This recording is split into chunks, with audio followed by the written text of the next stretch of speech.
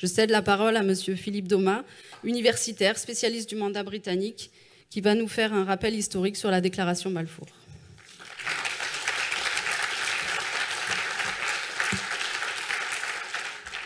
On vous a précisé les 3 dates importantes, 1917, 1947 et 1967. 1917, c'est le 2 novembre, la déclaration Balfour. 1947, c'est le 29 novembre, la division de la Palestine à l'ONU.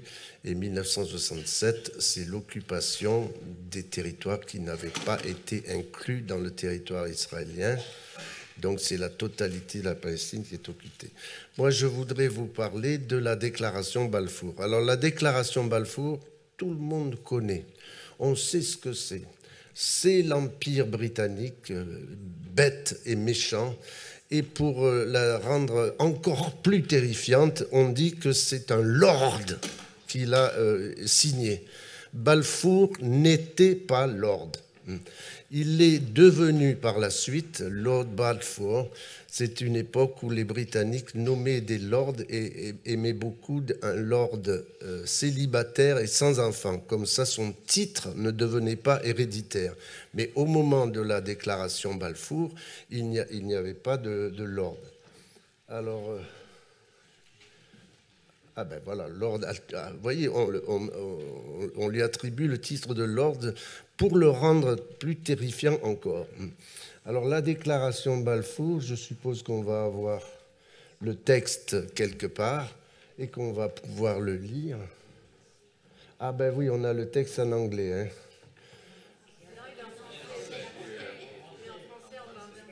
Et je le vois en anglais.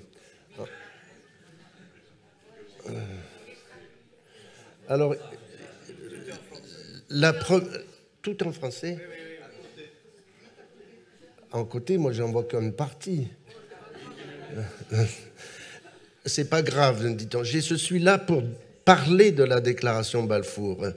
C'est extrêmement grave si on l'a pas en entier. Alors, la déclaration Balfour, d'abord, la première remarque à faire, c'est que c'est un texte très court. S'il s'agissait d'administrer un territoire, vraiment c'est insuffisant, ça ne répond pas à la question du tout. Donc on peut déjà dire que ça n'est pas pour administrer un texte de territoire. C'est un texte de propagande. Quand on fait la guerre avec des hommes et des canons, et on fait également la guerre avec de la propagande. Eh bien, ça, c'est de la propagande. L'idée était de rallier à la cause des Alliés pendant la guerre les populations du monde entier, de la Russie d'un côté, des États-Unis de l'autre. Et l'idée était d'utiliser pour cette propagande la population juive, parce qu'on considérait qu'ils avaient, par exemple, aux États-Unis, ils occupaient des postes importants, que ce soit dans l'université, dans le journalisme, ils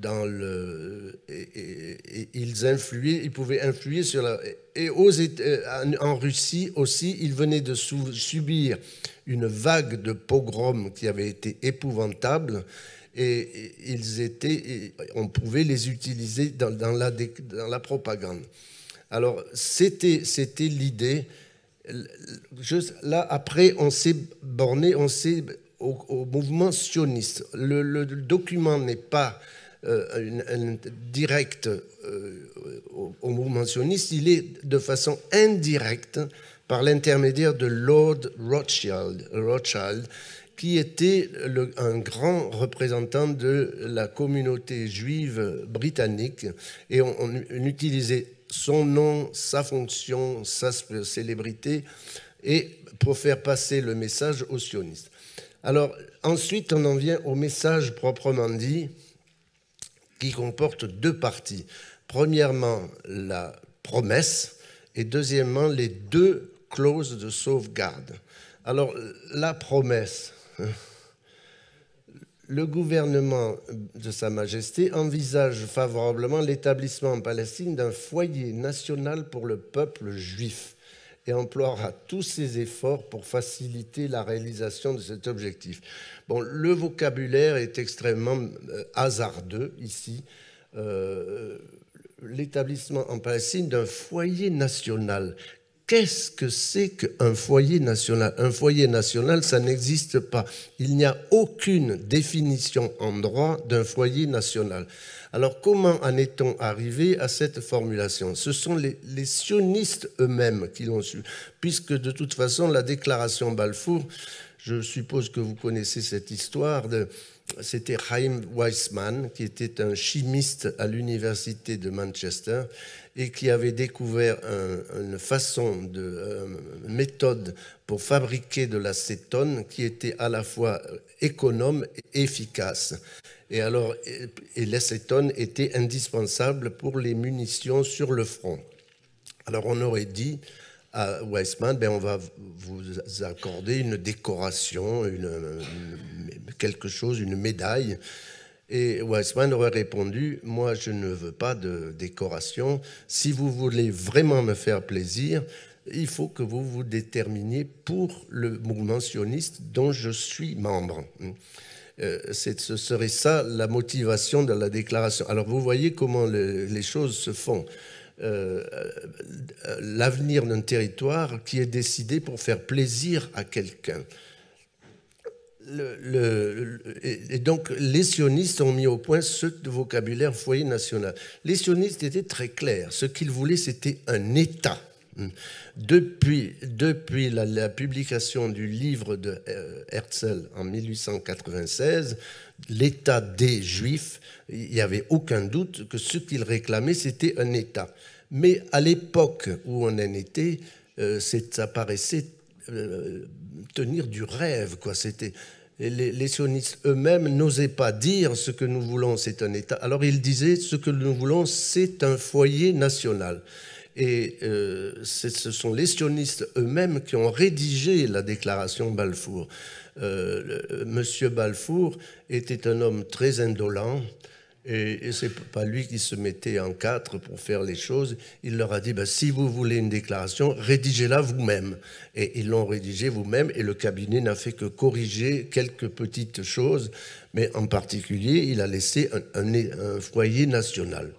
Alors, foyer national, toute l'ambiguïté pendant la durée du mandat, on ne saura jamais ce que c'est qu'un foyer. Les sionistes étaient très clairs pour eux, l'interprétaient comme voulant dire un État, il n'y a aucun doute. Mais personne d'autre que eux, si vous n'êtes pas sioniste, vous ne pouvez pas interpréter ça comme voulant dire un État. La deuxième chose, c'est un foyer national pour le peuple juif. Peuple juif, c'est extrêmement important pour les sionistes, c'est-à-dire reconnaître que les juifs du monde entier constituent un peuple, alors que les juifs du monde entier, c'est pratiquement l'inverse d'un peuple. Un peuple, ça suppose au moins un territoire et une population, et les juifs du monde entier n'ont ni territoire ni population. Donc, moi, je n'utilise jamais le terme peuple. J'ai beaucoup étudié cette question. Qu'est-ce que veut dire peuple? Peuple, c'est un mot qui a beaucoup de sens différents. Quand le pape parle du peuple des réformés, des baptisés, il ne veut pas dire qu'il va constituer un État. Bon, je vais m'arrêter là. Je crois que j'en ai assez dit. Il y a les clauses de sauvegarde. J'aimerais quand même dire un mot sur les deux clauses de sauvegarde. Il y en a une pour le peuple palestinien où c'est écrit que rien ne sera fait qui puisse porter atteinte ni aux droits civils et religieux des collectivités non juives existant en Palestine. C'est vraiment des sionistes qui ont rédigé ça. Pour eux, il y a les juifs et les autres. Et alors, en Palestine, alors qu'il y avait des gens, un peuple qui vivait en Palestine, eux, ils disent des communautés non juives. Il y a ceux qui étaient juifs et ceux qui ne l'étaient pas.